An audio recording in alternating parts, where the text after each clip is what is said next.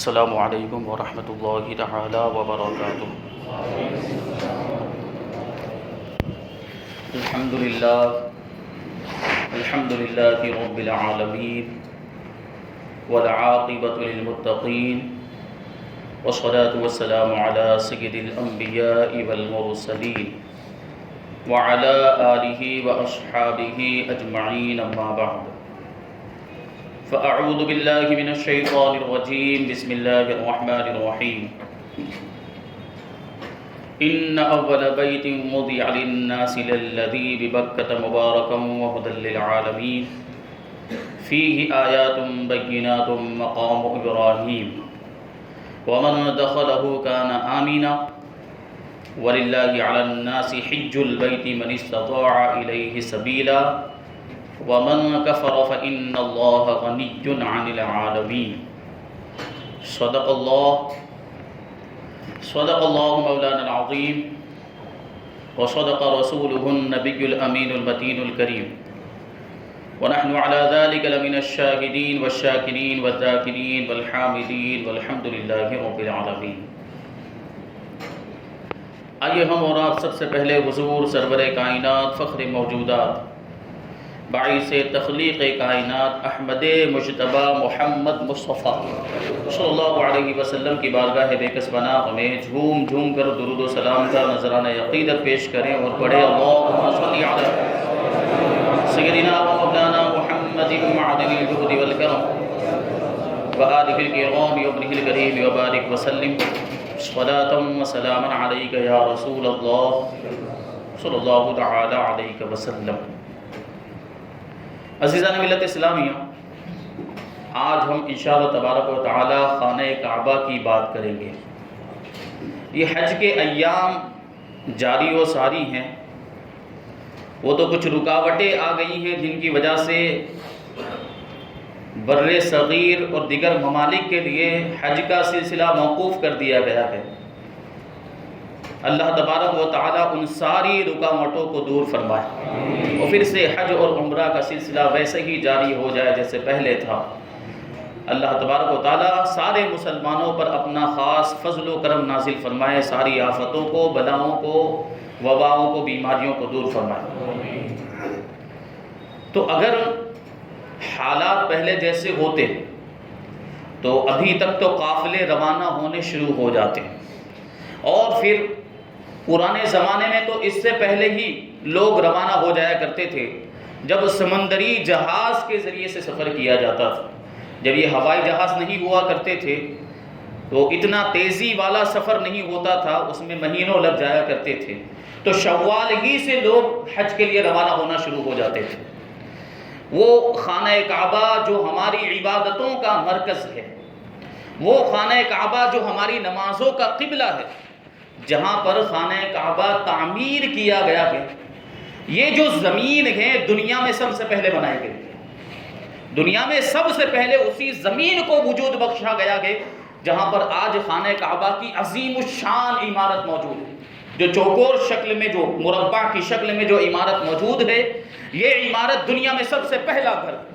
اسی کے بارے میں اللہ تبارک و تعالیٰ قرآن مجید میں ارشاد فرماتا ہے کہ ان اول بیت وضع للناس للذی ببکۃ مبارکا وہدی للعالمین، کہ بے شک سب سے پہلا گھر جو لوگوں کی عبادت کے لیے بنایا گیا وہ گھر ہے جو مکہ مکرمہ میں موجود ہے۔ وہ بڑی برکتوں والا گھر ہے اور سارے جہان والوں کے لیے ہدایت ہے۔ فیہ آیات بینات، اور اس میں کھلی ہوئی نشانیاں ہیں۔ مقام ابراہیم، ابراہیم کے کھڑے ہونے کی جگہ بھی موجود ہے۔ ومن دخلہ کان آمنا، اور جو اس گھر میں داخل ہو گیا وہ امان پا گیا، وہ امان والا ہو گیا۔ وللہ علی الناس حج البیت من استطاع الیہ سبیلا، اور لوگوں پر اللہ کے لیے اس گھر کا حج کرنا فرض ہے جو وہاں تک پہنچنے کی طاقت رکھتا ہو، جو استطاعت رکھتا ہے حج کرنے کی، اس پر حج کرنا فرض ہے۔ ومن کفر فإن اللہ غنی عن العالمین، اور اگر کوئی انکار کرتے حج کرنے سے، حج کی فرضیت کا انکار کرتے، تو اللہ سارے جہان سے بے نیاز ہے، اللہ کو اس کی پرواہ نہیں، اس میں اس کا نقصان ہے کہ وہ حج کی فرضیت کا انکار کرتا ہے۔ تو دیکھیں اس میں ذکر کیا گیا کہ سب سے پہلا گھر جو لوگوں کی عبادت کے لیے بنایا گیا، طواف کے لیے بنایا گیا، وہ خانہ کعبہ ہے۔ روایتوں میں آیا کہ زمین کے پیدا ہونے سے لاکھوں سالوں پہلے، لاکھوں صدیوں پہلے یہ زمین جہاں پر موجود ہے، جہاں پر لوگ رہتے ہیں، مکانات ہیں، چلتے پھرتے ہیں، یہ ایسی زمین نہیں تھی، بلکہ ہر جگہ پانی ہی پانی تھا، چاروں طرف پانی ہی پانی، زمین کا نام و نشان نہیں تھا، ہر طرف پانی، پانی ہی کا راج، پانی ہی کی حکمرانی، بلکہ خالق کائنات اللہ تبارک و تعالیٰ کا عرش بھی اسی پانی کے اوپر تھا۔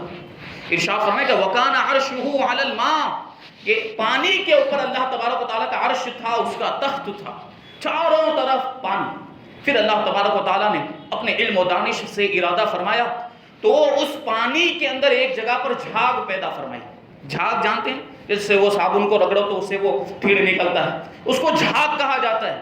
تو اللہ تبارک و تعالیٰ نے اسی پانی کے اندر جھاگ پیدا فرمایا، پھر اس کو اتنی وسعت دی کہ چاروں جانب اس جھاگ کو برابر برابر پھیلا دیا، وہ جھاگ چاروں طرف پھیل گئی، پھر وہی جھاگ زمین میں تبدیل ہو گئی، اسی جھاگ نے زمین کی شکل اختیار کری۔ جو زمین ہے، سمندر بھی آج بھی موجود ہے پانی، لیکن اس کے علاوہ جو زمین ہے یعنی خشکی جو ہے جہاں پر ہم رہتے ہیں، چلتے پھرتے ہیں، یہ اس طریقے سے وجود میں آئی کہ پہلے سارا پانی ہی تھا، اس میں یہ جھاگ پیدا ہوا، پھر جھاگ چاروں طرف پھیل گیا اور وہی جھاگ زمین میں تبدیل ہو گیا۔ تو بیان کیا جاتا ہے کہ سب سے پہلے جہاں پر جھاگ پیدا ہوئی تھی یہ وہی جگہ ہے جہاں پر آج خانہ کعبہ تعمیر کیا گیا۔ یہ زمین کا بالکل مرکز ہے، زمین کا بالکل سینٹر ہے۔ اگر زمین کی پیمائش کی جائے، زمین کو چاروں طرف سے ناپا جائے تو بیچوں بیچ وہی حصہ ہے جہاں پر آج خانہ کعبہ تعمیر۔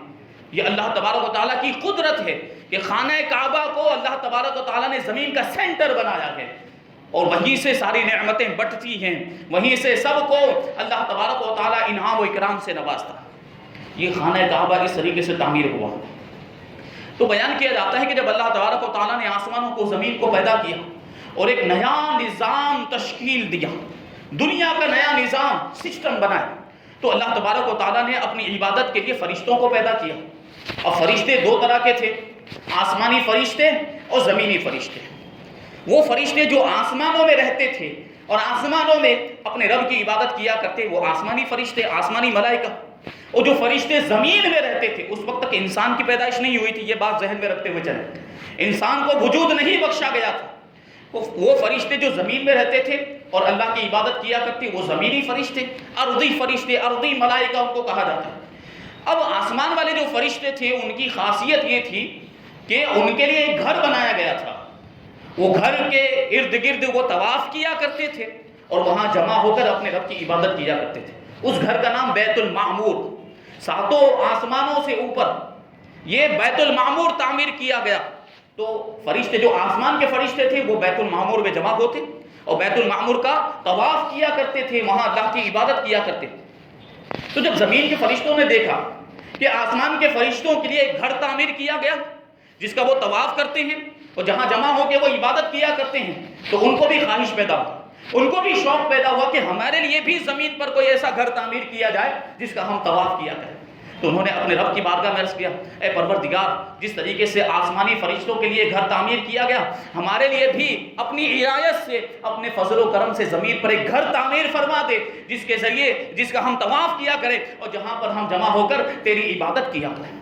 تو اللہ تبارک و تعالیٰ نے فرشتوں کو حکم دیا، ان کی خواہش کو پورا کرتے ہوئے اللہ تبارک و تعالیٰ نے فرشتوں کو خانہ کعبہ کی تعمیر کرنے کا حکم دیا۔ اب فرشتوں نے اللہ تبارک و تعالیٰ کے حکم کی تعمیر کرتے ہوئے سفید اور چمکدار موتیوں سے خانہ کعبہ کو تعمیر کیا، سفید اور چمکدار موتیوں سے۔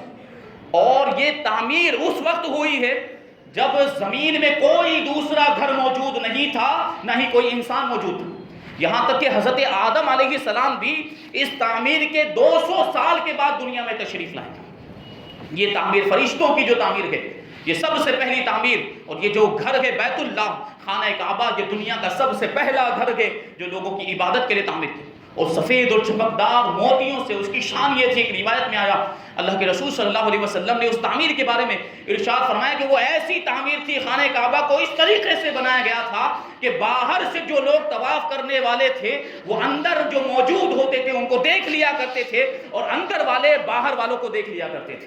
ایسا صاف و شفاف تھا, ایسی اس کی دیواریں ٹرانسپیرنٹ تھی کہ اندر سے باہر کا منظر نظر آتا تھا اور باہر سے اندر کا منظر نظر آیا کرتا تھا. اتنا خوبصورت خانہ کعبہ کو تعمیر کیا گیا. یہ فرشتوں کی عمارت, یہ فرشتوں کی تعمیر. پھر اللہ تبارک و تعالیٰ نے حضرت آدم علیہ السلام کو پیدا کیا. حضرت آدم علیہ السلام ایک عرصے تک جنت میں رہے. حضرت حوا رضی اللہ تعالیٰ عنہ کو بھی پیدا کیا. پھر حضرت آدم علیہ السلام کو اور حضرت حوا رضی اللہ تعالیٰ عنہ کو دنیا میں بھیجا گیا. جب حضرت آدم علیہ السلام دنیا میں آئے, زمین پر آئے, تو اللہ تبارک و تعالیٰ نے حضرت آدم علیہ السلام کو حکم دیا کہ خانہ کعبہ کو پھر سے ازسر نو تعمیر کرو. خانہ کعبہ کو ازسر نو تعمیر کرو. اب حضرت آدم علیہ السلام اکیلے تھے. وہ اکیلے اتنی بڑی عمارت کیسے تعمیر کر سکتے؟ بڑے بڑے پتھر جمع کرنے تھے اس کے لیے. تو اللہ تبارک و تعالیٰ نے حضرت آدم علیہ السلام کی مدد کرنے کے لیے فرشتوں کو بھیجا. اب فرشتے آئے اور انہوں نے حضرت آدم علیہ السلام کی مدد کی. معاملہ یہ تھا کہ فرشتے بڑے بڑے پتھر, وزنی پتھر اٹھا کر لاتے تھے خانہ کعبہ کی تعمیر کے لیے, اور ان پتھروں کے وزن کا معاملہ یہ تھا کہ اگر انسان ان کو اٹھانے کی کوشش کریں تو 30 آدمی بھی اس پتھر کو نہیں اٹھا سکتے, اتنا وزنی وہ پتھر. وہ فرشتے ان پتھروں کو اٹھا کر لاتے تھے اور حضرت آدم علیہ السلام خانہ کعبہ کی تعمیر کرتے تھے. تو اس طریقے سے خانہ کعبہ کی تعمیر ہوئی اور حضرت آدم علیہ السلام نے اللہ کے حکم کی تکمیل کی. خانہ کعبہ کو, اللہ کے گھر کو اس طریقے سے آباد کیا. پھر وہیں سے حج کا اور خانہ کعبہ کے طواف کا سلسلہ شروع ہوا. حضرت آدم علیہ السلام بھی طواف کرتے تھے, آپ کی اولاد بھی خانہ کعبہ کا طواف کیا کرتی. حضرت عبداللہ ابن عباس رضی اللہ تعالیٰ عنہ سے روایت ہے, وہ فرماتے ہیں کہ حضرت آدم علیہ السلام نے 40 مرتبہ خانہ کعبہ کی زیارت کے لیے ہندوستان سے مکہ مکرمہ کا سفر فرمایا تھا. 40 مرتبہ سفر کی مشقتوں کو برداشت کیا اور سفر کی جو تکلیفیں ہیں اس کو برداشت کیا, اور یہاں سے ہندوستان سے روایتوں میں یہ بھی آیا ہے کہ حضرت آدم علیہ السلام کو جب جنت سے اتارا گیا تو سب سے پہلے ان کا قدم جہاں پر پڑا ہے وہ ہندوستان کی سرزمین ہے. اور بیان کرتے ہیں کہ حضرت آدم علیہ السلام جب سفر کرتے تھے تو سفر کی شان یہ ہوتی تھی کہ آپ کے دونوں قدموں کے درمیان 3 دن اور 3 رات کی مسافت ہوا کرتی تھی. یعنی ایک قدم یہاں رکھا اور دوسرا قدم وہاں رکھتے تھے تو 3 دن 3 رات میں جتنا سفر کیا جا سکتا ہے وہاں تک حضرت آدم علیہ السلام پہنچ جایا کرتے تھے. یہ شان, یہ تیزی سفر کی. اور بیان کرتے ہیں کہ آپ کے دونوں مبارک قدم جہاں بھی پڑتے تھے اس جگہ کو اللہ تبارک و تعالیٰ گلشن میں تبدیل فرما دیا کرتا تھا. مدتوں بعد وہیں پر جہاں حضرت آدم علیہ السلام کے قدم پڑے تھے اسی سفر کے دوران وہیں پر شہر اور بستیاں اور گاؤں آباد کیے گئے. یہ شان ہے خانہ کعبہ کی. خانہ کعبہ کا طواف اس طریقے سے جاری ہو گیا. اب دیکھیں ایک روایت میں یہ کہ کشف الغمہ کے اندر اس کو ذکر کیا, جب حضرت آدم علیہ السلام نے خانہ کعبہ کو تعمیر کیا اللہ کے حکم کی تکمیل کرتے ہوئے, تو اللہ تبارک و تعالیٰ نے حضرت جبریل کو وحی لے کر بھیجا حضرت آدم علیہ السلام کے پاس. حضرت جبریل نے آنے کے بعد کہا کہ قضیت نسکک, آپ نے اپنی عبادت مکمل کر لی؟ تو حضرت آدم علیہ السلام نے کہا نعم یا ربی, ہاں اے میرے پروردگار, جیسا تو نے مجھے حکم دیا تھا عبادت کرنے کا اس اعتبار سے میں نے حج کی جو عبادت ہے وہ مکمل کر لی. پھر اللہ تبارک و تعالیٰ نے ارشاد فرمایا فاسأل حاجتک تعطى, تو اپنی حاجت اپنے رب کی بارگاہ میں پیش کرو, جو تم مانگو گے وہ تمہیں دے دیا جائے گا. وہ حضرت آدم علیہ السلام عرض کرتے ہیں حاجتی ان یغفر ربی ذنوبی, ان یغفر لی ذنوبی وذنبی وذنب اولادی وذنب ولدی او کما قال. یہ فرماتے ہیں کہ میری حاجت یہ ہے کہ میرا رب میری بھی مغفرت فرما دے اور میری اولاد کی بھی مغفرت فرما دے. تو اللہ تبارک و تعالیٰ نے اس کا جواب دیا کہ جہاں تک تمہاری مغفرت کا معاملہ ہے تو وہ تو ہم پہلے ہی فرما چکے ہیں, اور تمہاری اولاد کے سلسلے میں فمن عرفنی وآمن بی وصدق رسلی وکتبی غفرنا لہ ذنبہ, تو جو تمہاری اولاد میں سے میری معرفت حاصل کرے گا, مجھ پر ایمان لائے گا, میرے رسولوں کی اور میری کتابوں کی تصدیق کرے گا, تو میں اس کی بھی مغفرت کر دوں گا. کہ کافروں کی مغفرت نہیں ہونی ہے، اس کا مطلب کیا ہے کہ جو اللہ کو جانیں گے، جو اللہ کو پہچانیں گے، اللہ پر ایمان لائیں گے، اس کے رسولوں پر ایمان لائیں گے، اس کی کتابوں کی تصدیق کریں گے، وہی قابل مغفرت ہیں، انہی کے گناہوں کو اللہ تبارک و تعالیٰ معاف فرمائے گا۔ تو یہ شان خانہ کعبہ کی تعمیر، اللہ تبارک و تعالیٰ نے حضرت آدم علیہ السلام کی دعا کو قبول فرمایا۔ ایک اور روایت میں اسی طرح ہے کہ حضرت آدم علیہ السلام نے جب خانہ کعبہ کی تعمیر کر لی تو اللہ تبارک و تعالیٰ نے حضرت آدم علیہ السلام کو جو حکم دیا تھا اس کے مطابق خانہ کعبہ تعمیر ہو گیا۔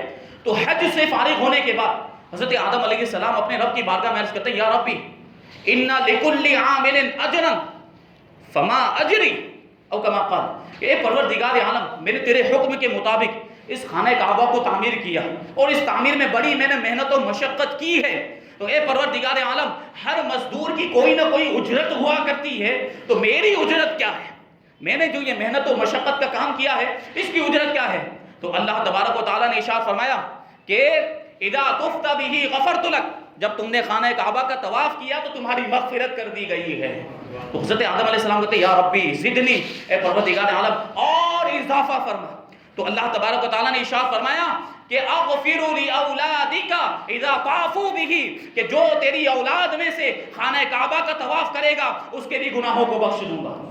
حضرت آدم علیہ السلام کہتے ہیں، یا ربی زدنی، اے پروردگار عالم اور اضافہ فرما۔ تو اللہ تبارک و تعالیٰ نے ارشاد فرمایا اغفر لمن استغفرہ الطائفون، جو بھی خانہ کعبہ کا طواف کرنے والے ہوں گے اور وہ طواف کرنے والے تمہاری اولاد میں سے جس کے لیے بھی دعا کریں گے سب کے گناہوں کو بخش دوں گا۔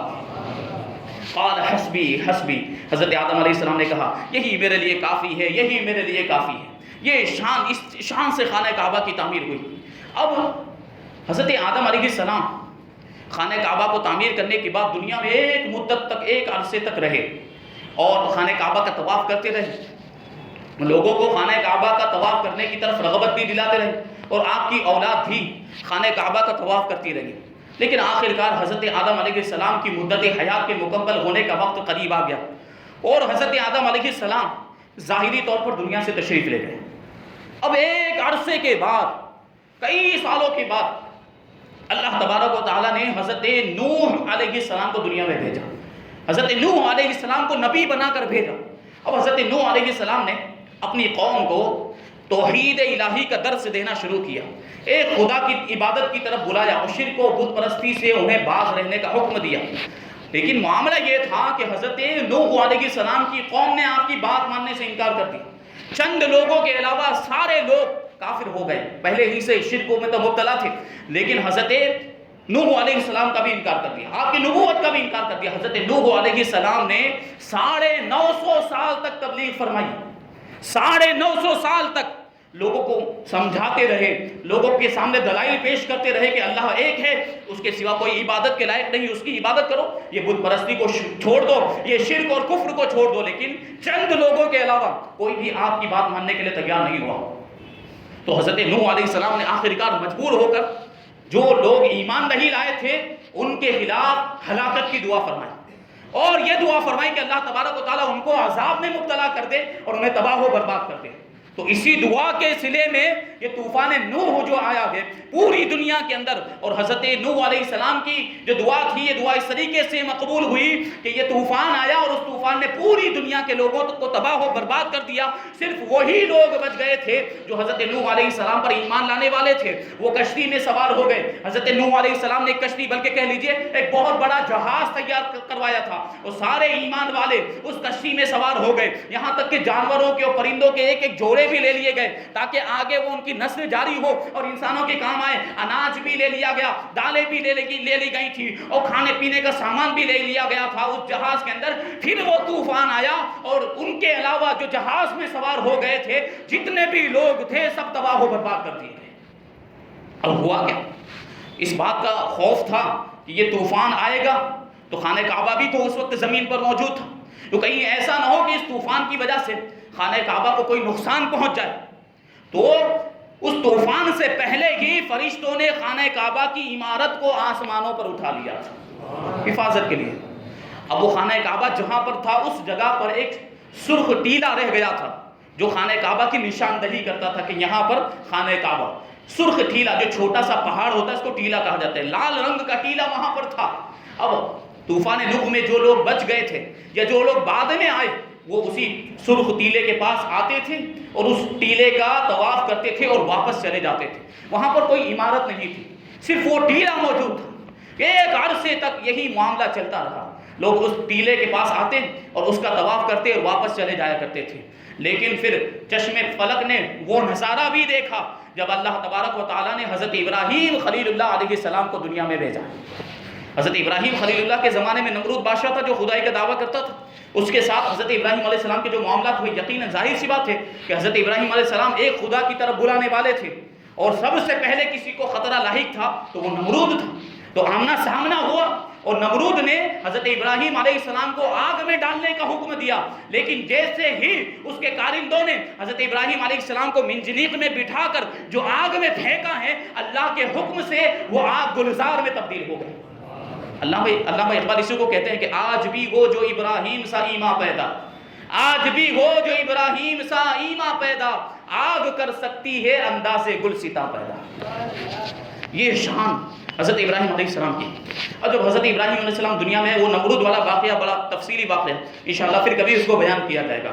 تو اللہ تبارک و تعالیٰ نے حضرت ابراہیم علیہ السلام کو بھی حکم دیا کہ خانہ کعبہ کی تعمیر کرے، کیونکہ طوفان نوح کے وقت جو عمارت تھی وہ تو آسمان پر اٹھا لی گئی تھی، اور طوفان کی وجہ سے خانہ کعبہ کی جو بنیادیں تھیں وہ بھی مٹ گئی تھی، منہدم ہو گئی تھی، نظر نہیں آ رہا تھا۔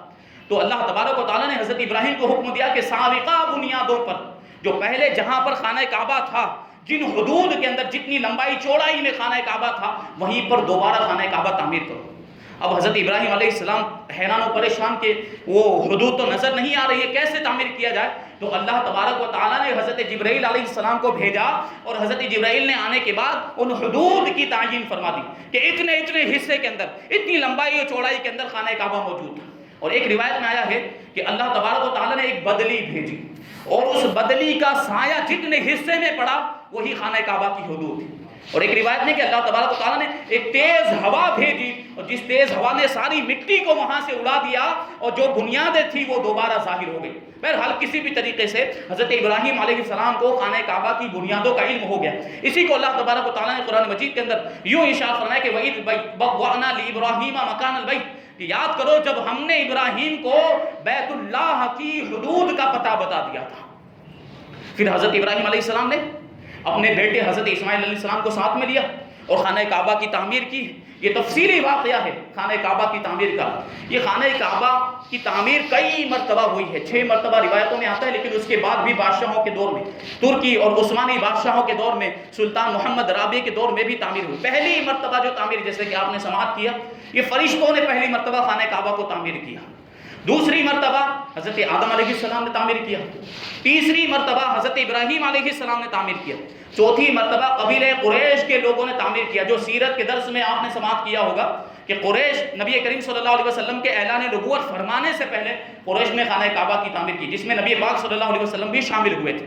پھر 5ویں مرتبہ حضرت عبداللہ ابن زبیر رضی اللہ تعالیٰ عنہ صحابی رسول، انہوں نے تعمیر کیا، اور 6ٹھی مرتبہ حجاج بن یوسف کے دور میں تعمیر کیا گیا، اور اس کے بعد سلطان محمد رابع کے دور میں بھی تعمیر کیا گیا۔ ان ساری تعمیرات کی تفاصیل انشاءاللہ تبارک تعالیٰ بیان کی جائے گی۔ حضرت ابراہیم علیہ السلام نے جو تعمیر کی، اس کے تعلق سے اللہ تبارک و تعالیٰ قرآن مجید میں ارشاد فرماتا ہے کہ وَإِذْ يَرْفَعُ إِبْرَاهِيمُ الْقَوَاعِدَ مِنَ الْبَيْتِ وَإِسْمَاعِيلُ، اور یاد کرو اے محبوب جب ابراہیم اور اسماعیل دونوں مل کر خانہ کعبہ کی بنیادوں کو بلند کر رہے تھے۔ معاملہ یہ تھا کہ حضرت ابراہیم علیہ السلام معمار کی حیثیت سے تھے، کڑیا جس کو کہہ لیجئے، کڑیے کی حیثیت سے دیوار کو بلند کر رہے تھے، اور حضرت اسماعیل علیہ السلام ایک مزدور کی حیثیت سے کام کر رہے۔ اور مزدور کا کام کیا ہوتا ہے؟ اینٹیں اٹھا کر لانا، گارا لے کر آنا، جو بھی ضرورت کا سامان ہے وہ لے کر آنا۔ تو حضرت اسماعیل علیہ السلام اینٹیں لے کر آتے تھے، اور جو ضرورت کا سامان وہ لے کر آتے تھے، حضرت ابراہیم کو دیتے، اور حضرت ابراہیم علیہ السلام دیوار کو تعمیر کرتے جاتے تھے۔ دیوار بلند ہوتی جاتی، اب نیچے زمین سے لے کر دیوار بلند ہوئی، حضرت ابراہیم علیہ السلام کے قد تک وہ دیوار آ گئی۔ پھر ایک موقع ایسا آیا کہ دیوار اتنی بلند ہو گئی کہ اب ہاتھ وہاں تک پہنچ نہیں رہے تھے، تو اللہ تبارک و تعالیٰ نے جنت سے ایک پتھر بھیجا۔ اس پتھر پہ حضرت ابراہیم علیہ السلام کھڑے ہو گئے۔ اب جیسے جیسے وہ دیوار بلند ہوتی جاتی تھی، وہ پتھر خود بخود ہوا میں اوپر ہوتا چلا جاتا تھا۔ وہی پتھر ہے جو آج مقام ابراہیم پر موجود ہے، جو وہ پنجرے کی شکل میں جو گولڈن کلر کا جو بنا ہوا ہے خانہ کعبہ کے اطراف میں، وہی جہاں طواف کرتے ہیں مطاف کے اندر وہ پنجرے کی شکل میں جو موجود ہے وہ ہے مقام ابراہیم، اور اس میں ایک پتھر موجود ہے جس میں حضرت ابراہیم علیہ السلام کے قدموں کے نشان موجود ہیں۔ یہ وہی پتھر ہے جو تعمیر کعبہ کے وقت جنت سے لایا گیا تھا۔ اللہ تبارک و تعالی مقام ابراہیم کی زیارت ہمیں نصیب فرمائے، تمام مقدس مقامات کی زیارت ہمیں نصیب فرمائے جو اسلامی تاریخ کے اندر بنیادی حیثیت رکھتے ہیں، جو بڑا تقدس ہے ان کا، بڑی ایک حرمت اور ایک عظمت ہے، ان سارے مقامات کو سلامت رکھے اور ہمیں ان کی زیارت بھی نصیب فرمائے۔ حضرت ابراہیم علیہ السلام کی تعمیر کے بارے میں ابھی چند باتیں اور باقی ہیں، انشاءاللہ تبارک و تعالیٰ ان کو آگے بیان کیا جائے گا، اور پھر اس کے بعد کی جو تعمیرات ہوئی ہیں، قریش کی تعمیر اور پھر حضرت عبداللہ ابن زبیر کی تعمیر، حجاج بن یوسف کی تعمیر، انشاءاللہ تبارک و تعالیٰ ان کی تفاصیل بھی بیان کی جائے گی۔ اللہ تبارک و تعالیٰ ہم سب کو شریعت مصطفیٰ پر اور اسلام کے احکام پر عمل کرنے کی توفیق عطا فرمائے، ہمارے سینوں کو عشق رسول کا مدینہ بنائے، بار بار زندگی میں حج اور عمرہ کرنے کی توفیق عطا فرمائے۔ وما علینا الا البلاغ۔